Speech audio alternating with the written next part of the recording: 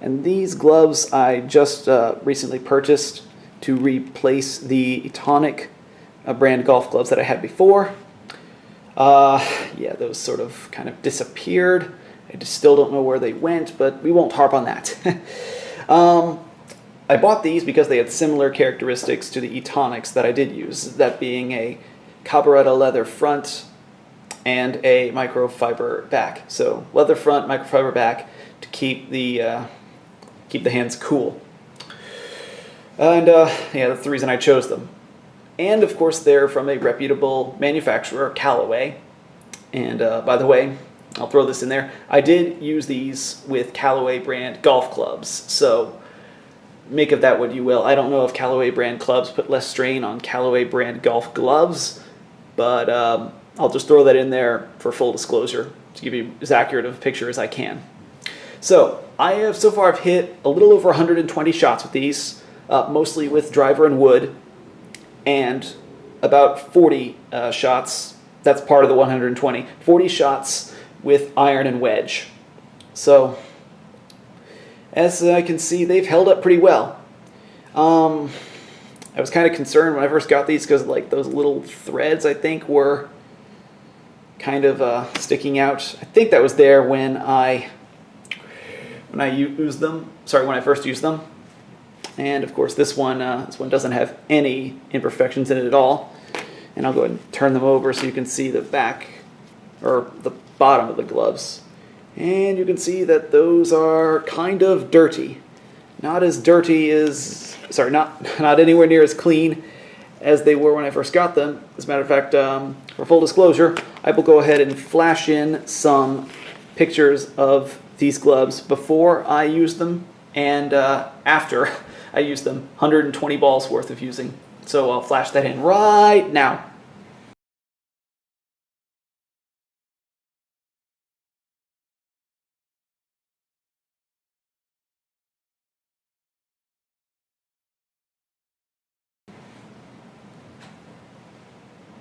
Okay, so now hopefully you can see that.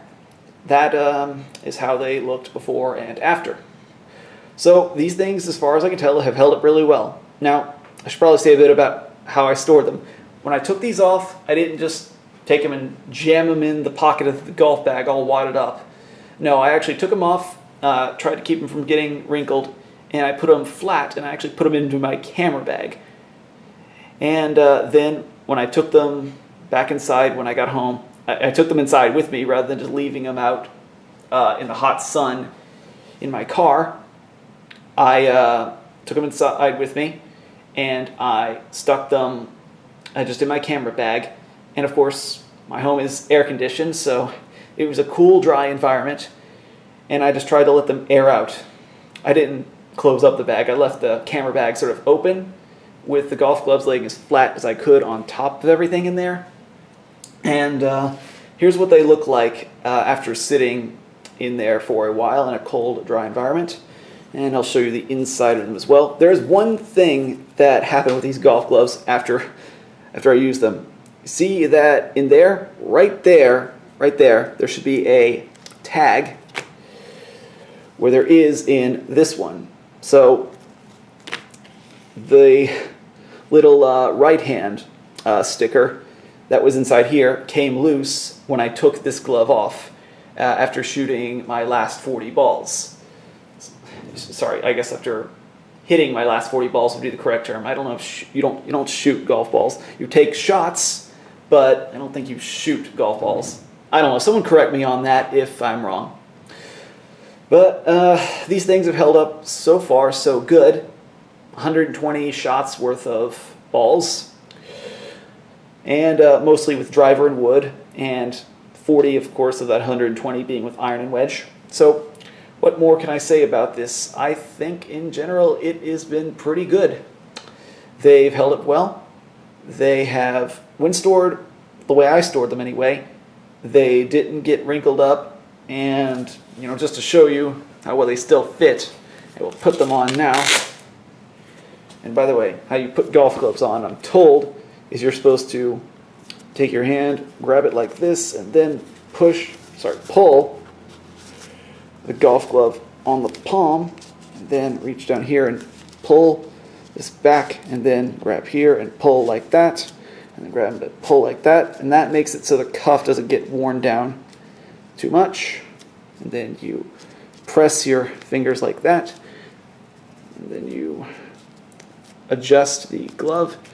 Then you take the strap and you pull it tight, and you just, all right, I think that's about right. Okay, and yeah, so they fit all the way down to the fingers still. This middle one is a little bit loose there, but this one's good, and the pinky's good as well.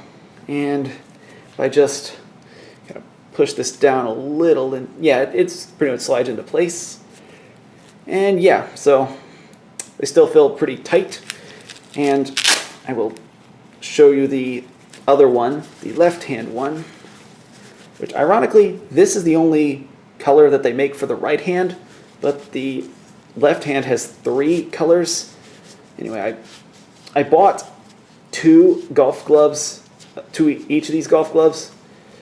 So 2 for my right hand and 2 for my left hand. But of course, they had one of these color and one of these colors. So I just bought one of each. And let me just put that back there. And of course, this down, make sure I have this taken care of, and let's see if the fingers are all good, the thumb is good. And now we take this and pull this down, and okay. I think my hands might be a bit of a different side, because this one is you can pull the strap a little bit tighter on this, but that may just be manufacturing differences. Each glove, of course, having a subtle variation on its production, because these, of course, are sewn together by humans, and humans tend to make mistakes sometimes. But yeah, so let's see. As you can see, no excess fabric forming.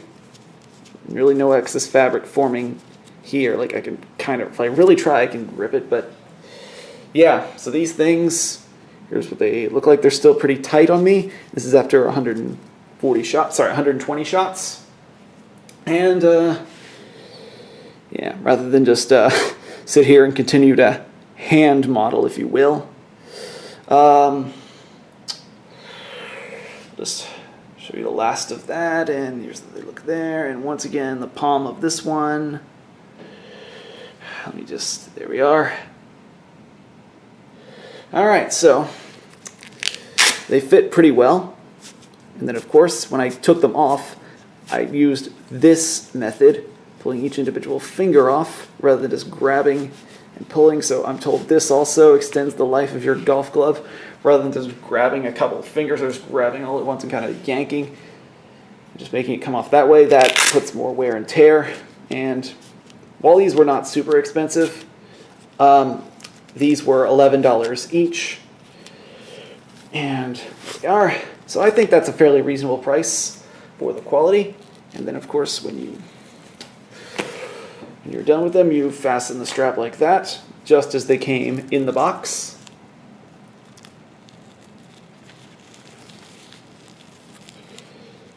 And I'll just see if I can get this exactly as this one is. All right, so and that's still a little. All right, and that's still. Yeah, I'm a bit of a perfectionist with this. I try to take care of these things as it's, at least as I've heard recommended, so that they last longer. All right, there we are. So I've got them back. And once again, just to show you the backs of these, sorry, the bottoms of these golf clubs, the palms. All right. And of course, once I'm done with them and I've got them off my hands, I sort of just lay them like this, as flat as I can make them. And then, of course, when I get home, I take them inside. My home being air conditioned and dry, so they don't get worn out, and that's about all I can say about this. So thanks for watching, and until next time, take care. Peace.